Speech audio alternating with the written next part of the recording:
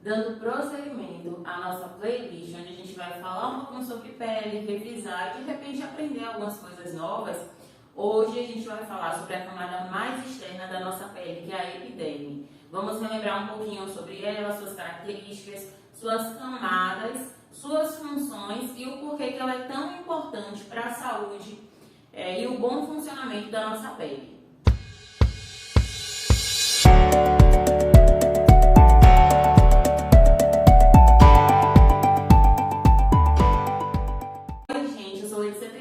Esteticista e empreendedora da área da estética, e hoje a gente vai falar um pouquinho sobre a epiderme. Mas antes eu queria relembrar para vocês um conceito básico. Quando a gente fala em pele, a gente aprendia que a pele ela era dividida em 3 camadas: epiderme, derme e hipoderme, ou tela subcutânea, que é a camada mais profunda, a camada de gordura.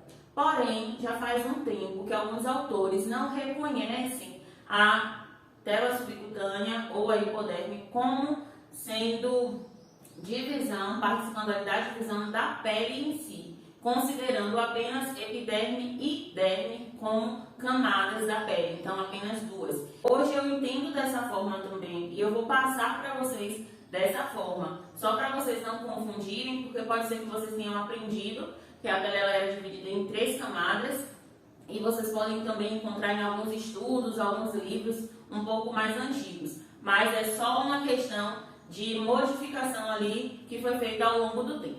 Então vamos lá, a pele ela é dividida em 2 camadas, epiderme sendo a camada mais superficial, essa camada aqui que a gente consegue ver e pegar, e a derme, que ela é um pouquinho mais profunda.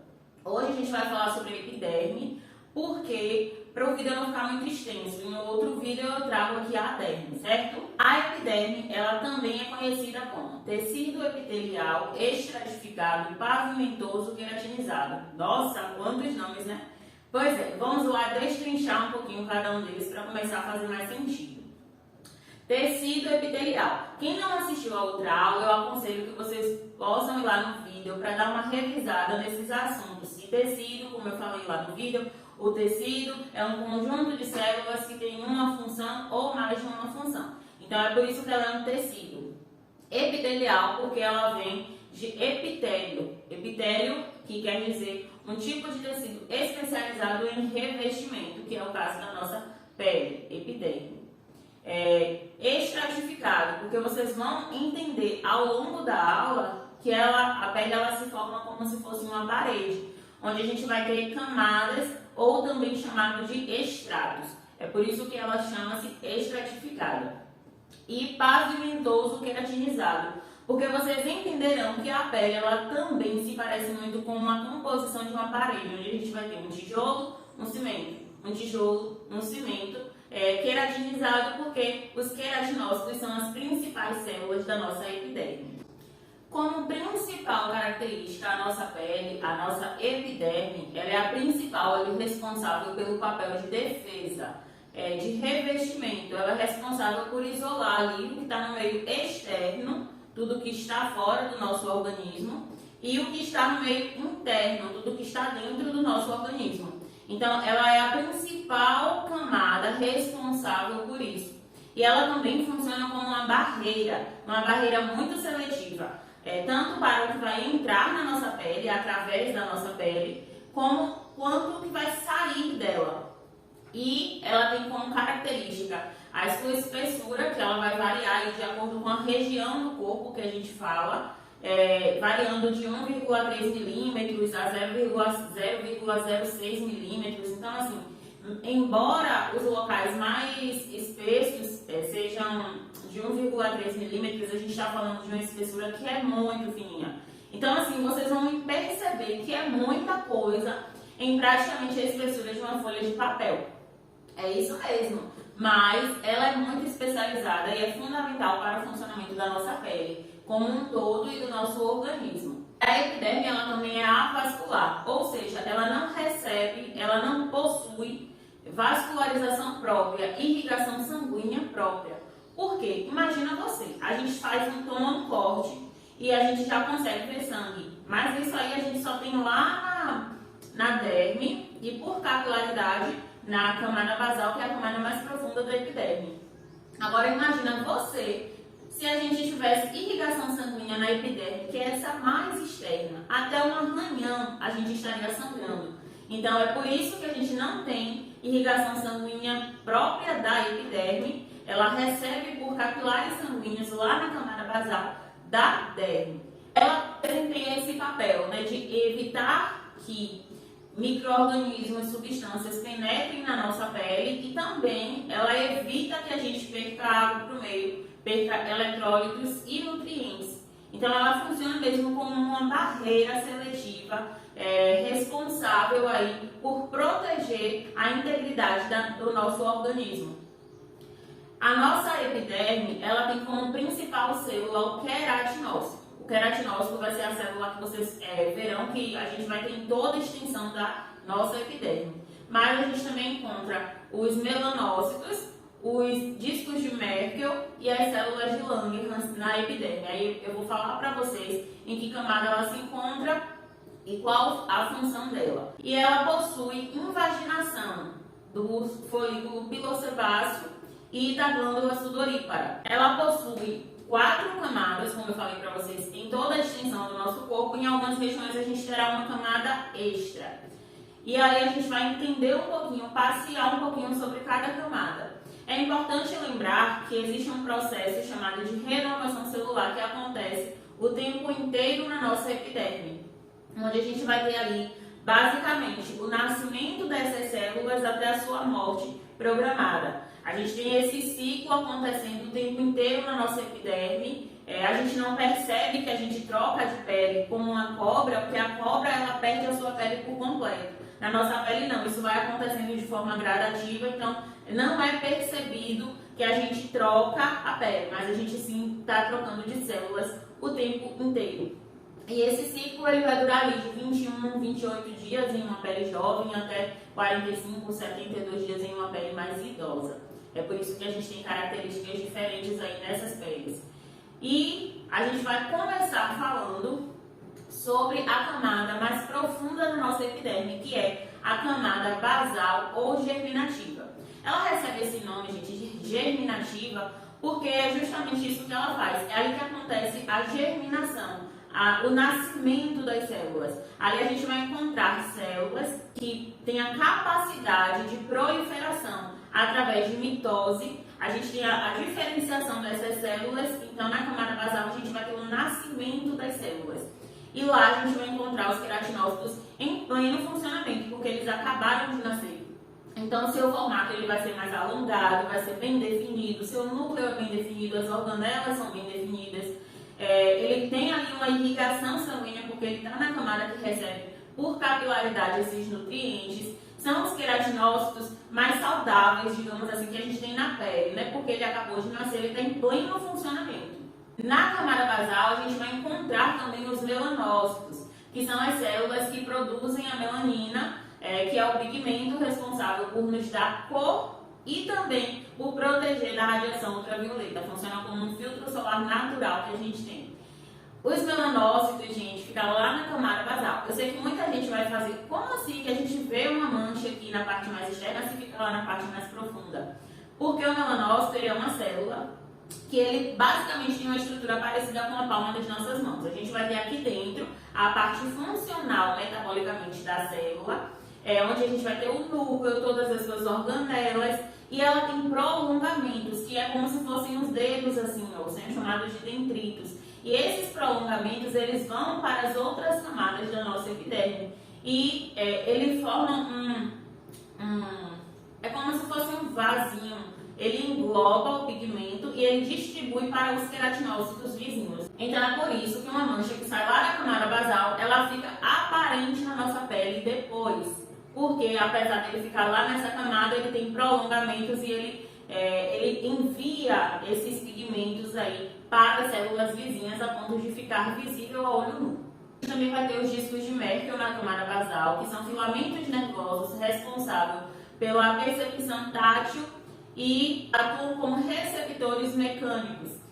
Então, esse ato de de tocar, que a gente tem essa sensibilidade, é por causa dos discos de Merkel e também de outros corpúsculos que a gente vai ter na nossa pele. Subindo da camada basal, a gente vai ter o extrato espinhoso. O extrato espinhoso ele recebe esse nome porque a célula ela já começa a mudar. A morfologia da célula, a estrutura da célula, ela começa a mudar à medida que essa célula vai se diferenciando e subindo de camada. Então, no extrato espinhoso, as células elas possuem como se fossem espinhos, que é justamente para proteger a entrada de micro-organismos patógenos dentro dessas células. E elas ficam ali acima da camada basal, que é justamente se esse micro-organismo ultrapassar outras camadas, ali a gente vai encontrar a maior defesa imunitária da nossa pele. Esse extrato ele é basicamente formado pelas células de Langerhans, que eu falei para vocês. Elas são as células, são macrófagos. Esses macrófagos eles são residentes, moram na nossa pele. Macrófagos são aquelas células responsáveis por englobar e destruir qualquer corpo estranho. Então, as células de Langerhans, elas são ali os nossos soldadinhos de defesa que estão em prontidão ali na nossa pele. E ela fica ali na camada espinhosa, acima da camada basal. A gente sempre vai falar de epiderme de baixo para cima, certo?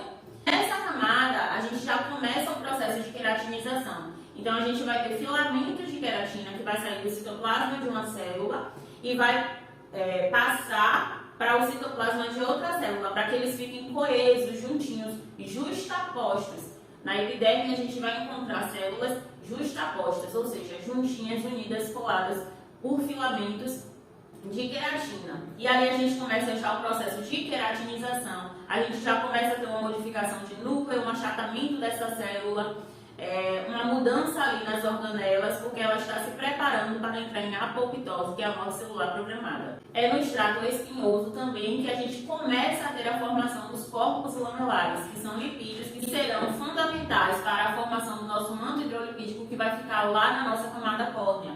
Então, começa na camada espinhosa todo o processo de formação dos corpos lamelares, que vai ser fundamental para atuar como uma barreira lá, fundamental para a nossa hidratação da pele. Depois, a gente vai já sair da camada basal, passou para a camada espinhosa, agora a gente vai para a camada granulosa. Na camada granulosa, gente, ela se chama granulosa porque lá a gente vai encontrar muitos grânulos de queratina. Ali a gente começa já a ter uma morte desse núcleo, uma morte dessas organelas, porque ela está chegando próxima à camada córnea.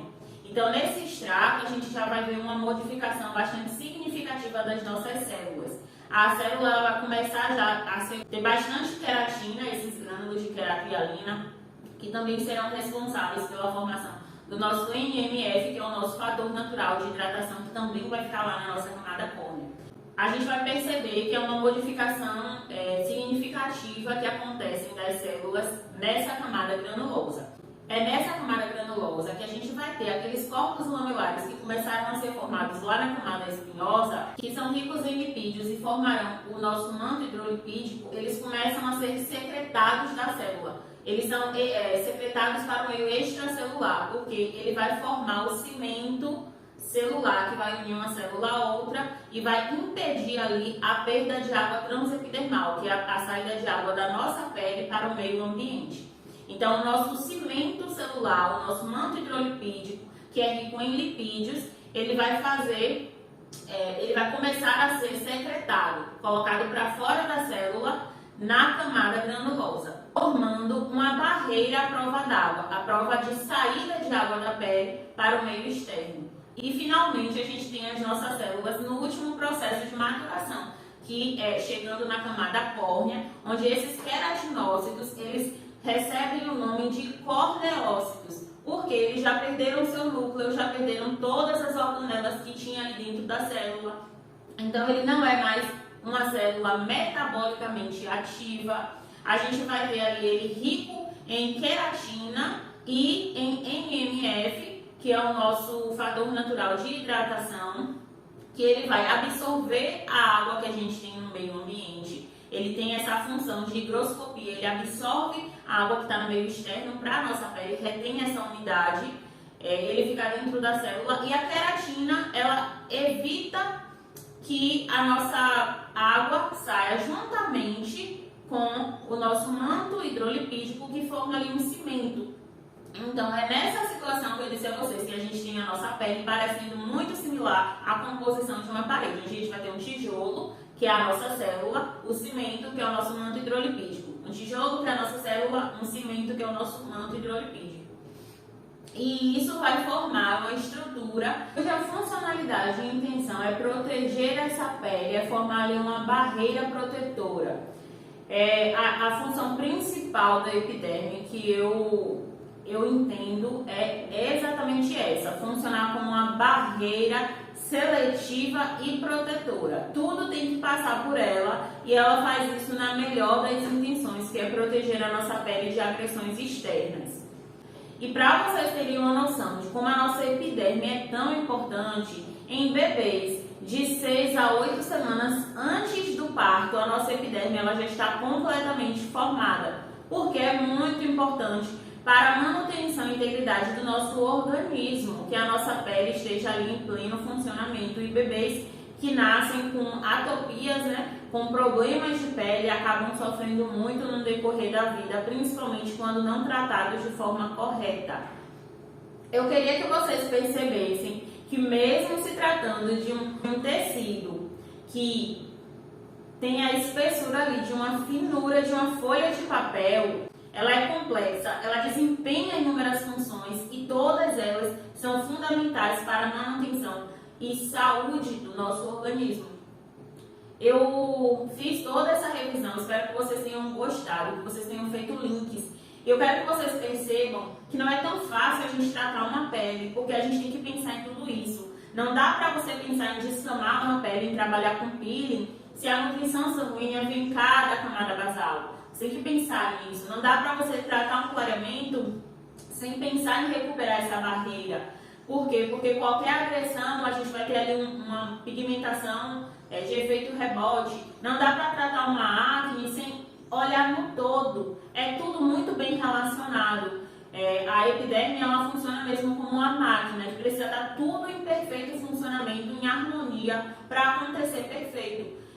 Se ela estiver intacta, a nossa pele está em pleno funcionamento, está saudável. Mas praticamente todas as peles que a gente acaba recebendo em consultório vêm com algum problema, com algum mau funcionamento, com algum mau hábito que causou ali aquele distúrbio naquela pele. A gente precisa sempre pensar em recuperar, porque como vocês perceberam, a epiderme ela é fundamental, ela é perfeita para um bom funcionamento da nossa pele como um todo. Eu espero que vocês tenham gostado desse vídeo, que tenham esclarecido algumas dúvidas, que vocês encarem agora os tratamentos de uma outra forma, com outro olhar, que vocês olhem com muito carinho para a nossa epiderme, que vocês comecem a pesquisar e entender um pouquinho mais sobre a função barreira da pele e como vocês podem ajudar a recuperar. Eu espero que vocês tenham gostado desse vídeo. Deixa seu like, deixa um comentário. Se você tiver qualquer dúvida, pode deixar aqui no comentário, que vai ser um prazer imenso ajudar vocês.